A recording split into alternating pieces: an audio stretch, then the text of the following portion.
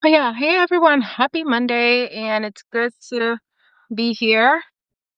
Okay. Substack, sorry, my phone keeps falling. I don't know why I use my phone for Substack, but I prefer it. So, thank you for joining me. Hashtag live if you're catching the live, hashtag replay if you're catching the replay. This is an exciting Monday, and since yesterday, I don't have long hair, so I'm gonna be very quick with it. Since yesterday, I've been seeing posts about the Super Bowl, which is normal. People love football. I didn't grow up here. I grew up in the Caribbean, right? So football was never a thing. I came here thinking football was soccer because that's how we call soccer, football, right? Foot and ball. So a lot of people don't understand that. So I've never got into it, and it's not something I understand how the sport is played, but I'm not into it like a lot of people here are. So to see about it, like sometimes the halftime show, if I don't like the artist, I'm not watching the halftime show, right? And that's all there is to it. If you don't like a performer, why are you taking your time out of your day to comment about it? But one thing I've realized this year is that it is being politicized and even tied to religion, which is insanity to me. And that's to say the least, right? So I I posted about that, right? I made a post sharing how just politicizing, just because you don't like an artist doesn't mean it needs to be politicized. Like, if there's something that you don't like, I don't care what the climate is right now, anything you're trying to change politically, you need to start holding your leaders and anybody in your local government accountable. But artists, like for the halftime show, is that what we've come down to? Where we're just making that the reason we're going to get upset and on the internet and start yapping is because an artist we didn't like is performing at the Super Bowl. Why do you care who's performing at the Super Bowl? You know how many times artists performed at the Super Bowl and I didn't care for these artists, right? Did I watch it? No. And I will be honest and say half the time I don't remember it's Super Bowl weekend. But if it's somebody I really like, yes, I will put my alarm and watch the halftime show. But if it's not, like, let it go. Like my post said, mind the business that pays you.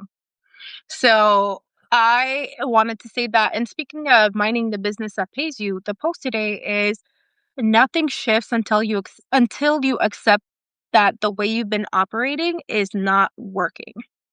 And for that, I want to bring you along and talk about how sometimes you have to look at the results in the data and have an honest conversation with yourself as to what's working and what's not working.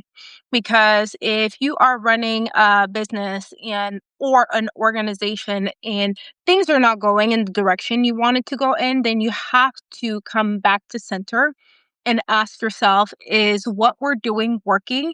And look at the results, right? You have to look at the data.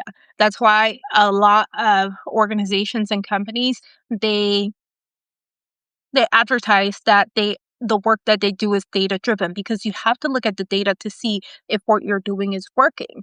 Because if you don't do that, how do you know if the work that you're putting in is working or not, right?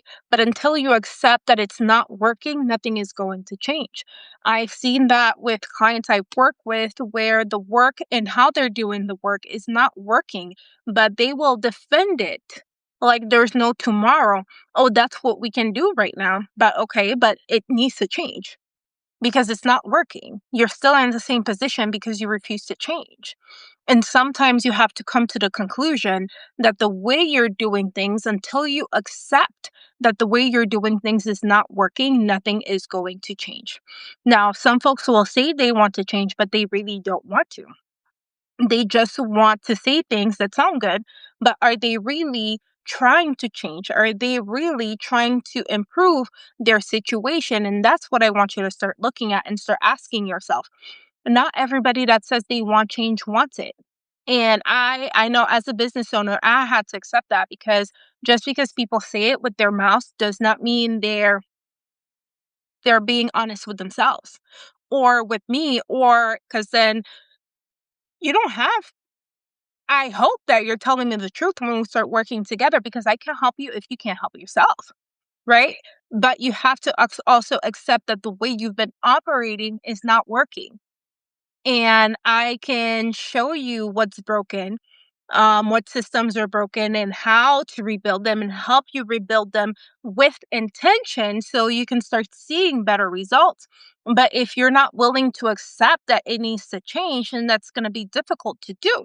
And that's what I want to bring about in this conversation is that too many people or too many businesses are, they have founders or leaders that are looking at the business, but their ego is not letting them change certain things because they're attached to it. But if you're doing something that's not working for the corporation, that's not working for the business, that's not working for the organization, something needs to give. Okay. So that's what I want you to start thinking about because I I don't talk politics, right? And I don't like talking politics, even though I take so many programs and so many academies and certifications to learn about politics. I don't like talking it because I like to understand how things work so I can know what's not going to work or what I can implement that works. Because then there's a reason that a lot of people don't understand. They think I want to run for office, and please trust me, I do not, right? Why I took the City of Sacramento's Planning Academy, why I took the City Management Academy, it's because I want to understand like when certain businesses, corporations, or nonprofit organizations are trying to make certain changes, right? Why it takes so long for them to occur, right? Because you need to understand how the back end of the process works as well. And I've seen so many people blame, oh, they don't want to do it. It's because they're selfish, blah, blah, blah. But yeah, a lot of people don't understand that there is kind of like a wheel in the back end that rolls that these people have to bite to as well. So these programs enabled me to understand it. So what it does for me, it help me. It helps me help my clients better because now I understand the limitations of other entities I have to deal with or that they have to deal with so I can provide a better service. So most of the times when I take certifications and courses is because I want to understand how your systems can be affected by outside or external stakeholders as well. Because I want you to succeed in the work that you do, and I have to look at it from different angles to ensure that the work that you're doing or how you're operating makes sense in the grand scheme of things internally and externally. Because internally, what that looks like is that I'm able to help with staff training or the internal systems to ensure that the team is on the same page and there's a level of clarity, right? But if your business or corporation organization also has an external facing aspect, I need to understand how these external stakeholders function and what their limitations are so I can help you develop systems to better deal with these external stakeholders. So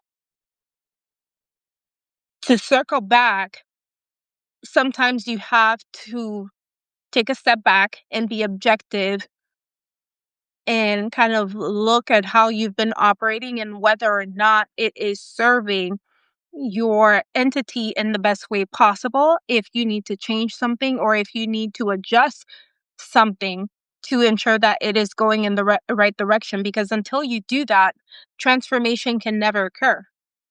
Because then the intention that comes with accepting that something's not working is what needs to happen, but until you do that it's not going to happen. So I really want you to think about that. And like I said, today is going to be really short because then I've been overbooking myself, and that happens every first half of the year. You know, networking events and other events that I go to, and I have to rush and stuff like that. So, um, just to give you an idea of what's happening, it's me getting ready for that and going going to pick up my little one before I head out. So that's why it's not going to be a long live, but I want to leave you with this. Nothing shifts until you accept that the way you've been operating is not working, because you can justify it all you want, but the results do not lie. Okay? Because you have to get to a point where you stop defending broken systems within your corporation, your company, your organization, and you start rebuilding these systems with intention, because until you do that, transformation is not going to occur, and you want that transformation to begin. So that's what you have to look at. Now, with that said, I know it's 4 o'clock. I'm going to start heading out, but definitely drop questions that you have and how we can support you. Check the comments or check the link in bio to see how we can serve you. Book a consultation. This month is the February Operations Reset. We are here to serve you and help your company reset its operation. So definitely take advantage of these operation reset sessions so you can book one for your company and organization. But have a wonderful rest of your day, everybody. Happy Monday, and thank you so much for joining me. Bye.